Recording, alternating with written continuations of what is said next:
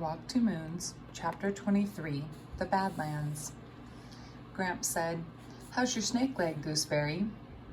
He was worried about Gram, but less about her leg than her raspy breathing. "We'll stop in the Badlands, okay?" And Gram merely nodded. The closer we got to the Badlands, the more wicked were the whispers in the air.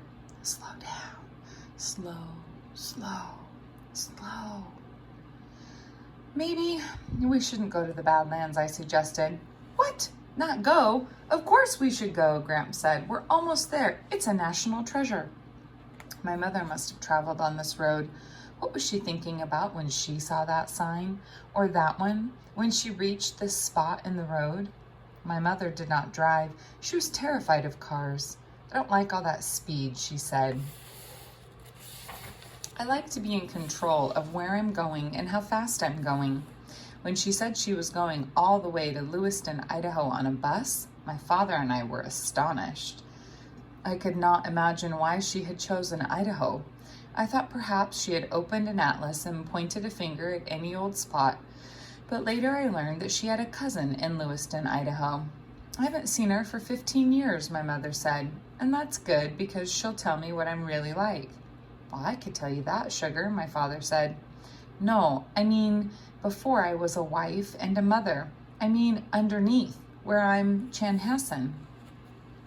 After driving for so long through the flat South Dakota prairie, it was a shock to come upon the Badlands.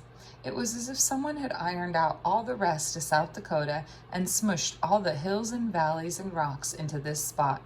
Right smack in the middle of flat plains were jagged peaks and steep gorges. Above was the high blue sky, and below were the pink and purple and black rocks. You can stand right on the edge of the gorges and see down, down into the most treacherous ravines lined with sharp, rough outcroppings.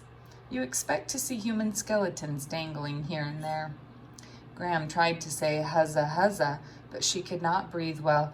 "Huzza, huzza," she rasped. Gramps placed a blanket on the ground so she could sit and look. My mother sent 2 postcards from the Badlands. One of them said, "Salamanca is my left arm. I miss my left arm." I told Gram and Gramps a story that my mother had told me about the high sky, which looked higher here than anywhere else I had been. Long ago, the sky was so low that you might bump your head on it if you were not careful, and so low that people sometimes disappeared right up into it. People got a little fed up with this, so they made long poles, and one day they all raised their poles and pushed. They pushed the sky as high as they could. "And look ye there," Gramps said. "They pushed so good, the sky stayed put." While I was telling this story, a pregnant woman stood nearby, dabbing at her face with a tissue.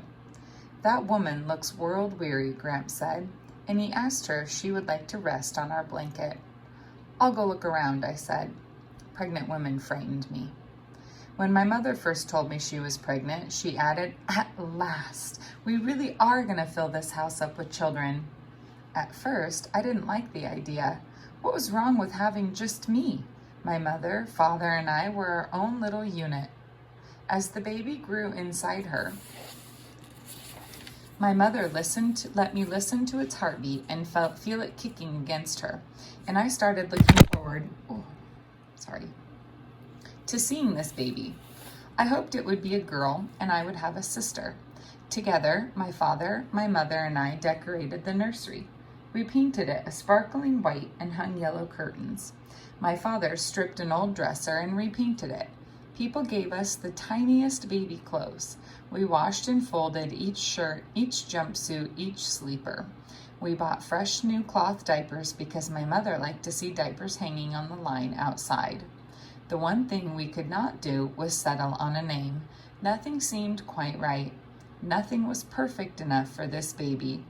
My father seemed more worried about this than my mother. "Something will come to us," my mother said. "The perfect name will arrive in the air one day." 3 weeks before the baby was due, I was out in the woods beyond the farthest field.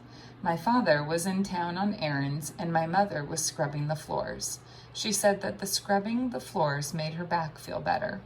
My father didn't like her to do this, but she insisted. My mother was not a fragile, sickly woman. It was normal for her to do this sort of thing. In the woods, I climbed an oak singing my mother's song. Oh, don't fall in love with a sailor boy, a sailor boy, a sailor boy. I climbed higher and higher. Don't fall in love with a sailor boy. And then the branch I stepped on snapped, and I grabbed out at another, but it was dead and came away in my hands. I fell down, down, as if I were in slow motion. I saw leaves, and I knew I was falling. When I came to, I was on the ground with my face pressed into the dirt. My right leg was twisted beneath me, and when I tried to move, it felt as if sharp needles were shooting all up and down my leg. I tried to drag myself across the ground, but the needles shot up into my brain and made everything black. There was a walloping buzzing in my head. I must have passed out again, because the next time I opened my eyes, the woods were darker and the air was cooler. I heard my mother calling. Her voice was distant and faint, coming, I thought, from near the barn. I answered, but my voice was caught in my chest.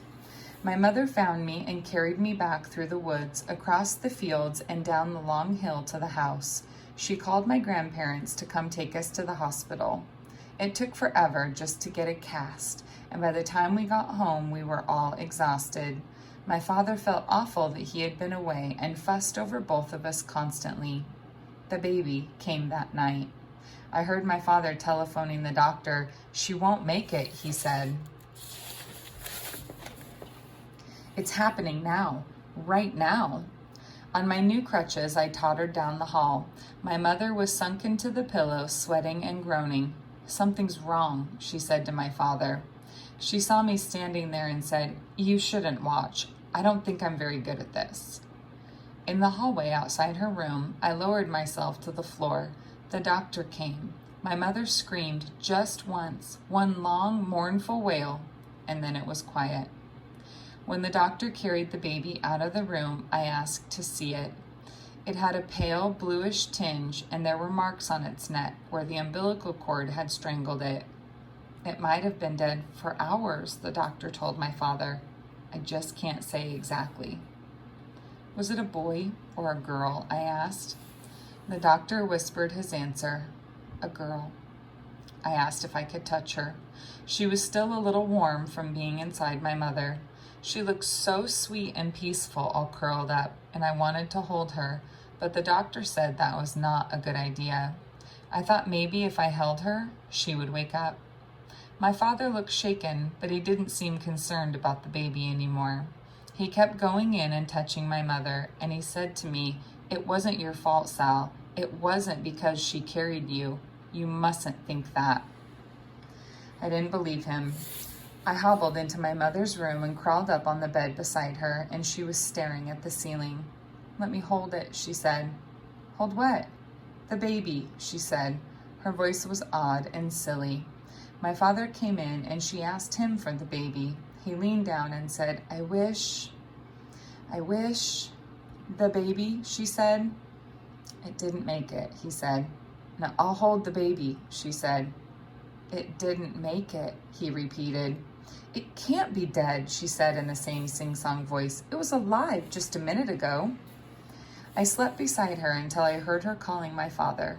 When he turned on the light, I saw the blood spread out all across the bed.